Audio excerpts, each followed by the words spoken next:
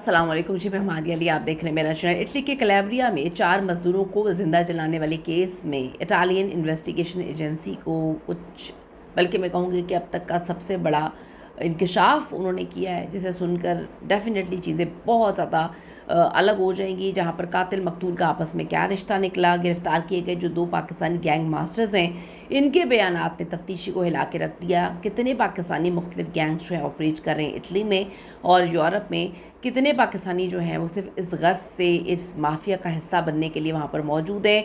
कुछ ऐसी चीज़ें जिसने रोंगटे खड़े कर दिए हैं कि पाकिस्तानी वहाँ पर कितना बड़ा नेटवर्क चला रहे हैं, वो भी माफिया में। रिक्वेस्ट है चैनल को सब्सक्राइब करें, हमें आपके सपोर्ट की ज़रूरत है और आपने इस वीडियो को आखिर तक ज़रूर देखना है।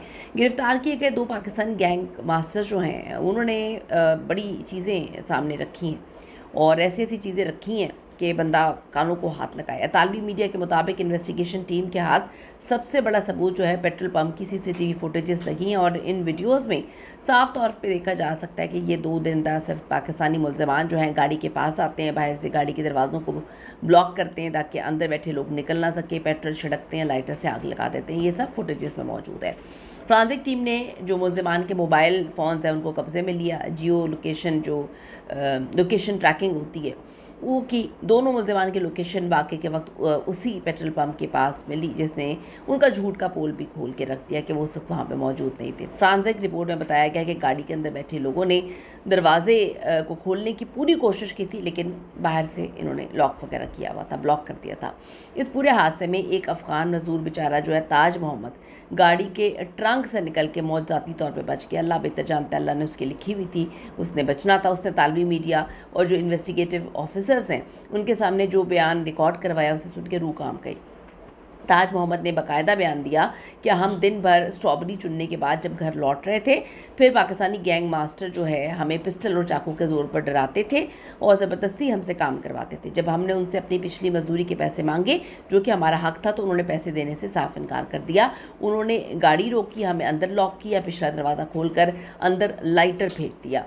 वो हमें खाना और रहने की जगह देते थे, लेकिन हमारी मेहनत के पैसे हमें नहीं देते थे। इटली में एक बहुत बड़ा माफिया नेटवर्क जो है वो काम कर रहा है। अब बात करते हैं इन दोनों पाकिस्तानी मुल्ज़िमान की, जिन्होंने जो है वेलापियाना से इनको गिरफ़्तार किया गया है और पुलिस हेडक्वार्टर में इनसे लंबी तहकीकात की गई। शुरुआती बयानात में तो ख़ुद को मासूम बेचारा मज़लूम जो है इन्होंने ज़ाहिर करने की कोशिश की। आग किसी टेक्निकल ख़राबी की वजह से लगी होगी, हमने तो मदद करने की बचाने की कोशिश की थी, लेकिन जब पुलिस ने उनके सामने सीसीटीवी फुटेजेस रख दी तो फिर आप क्या बोल सकते हैं, जिसमें उन्हें गाड़ी में पेट्रोल छिड़कते हुए, दरवाज़ा लॉक करते हुए देखा गया। प्रोसिक्यूटर ने कहा कि जी मुल्ज़िमान अब सज़ा से बचने के लिए एक दूसरे पर इल्ज़ामात लगा रहे हैं। इतालवी पुलिस इस वक्त इस एंगल पर भी गहरी तफ्तीश कर रही है कि दोनों जो पाकिस्तानी मुल्ज़िमान हैं किस बड़े नेटवर्क के साथ मिले हुए हैं और कितने नेटवर्क जो है पाकिस्तानी यहाँ पे ऑपरेट कर रहे हैं। यूरोप में इनके कितने नेटवर्क्स फैले हुए हैं, पाकिस्तान से कौन कौन ऑपरेट कर रहा है। अब आप ये देखें कि कितने दुख और तकलीफ़ की बात है। समन अब्बास का केस भी यही हुआ था, पाकिस्तानी फैमिली ने जाके अपनी बेटी को वहाँ पे दरिंदों की तरह मार दिया था। तो पाकिस्तानी किस हद तक जो है गिर चुके हैं, बेगैरत हो चुके हैं। जो कुछ लोग वहाँ पर मौजूद हैं उनके अंदर इंसानियत नहीं है।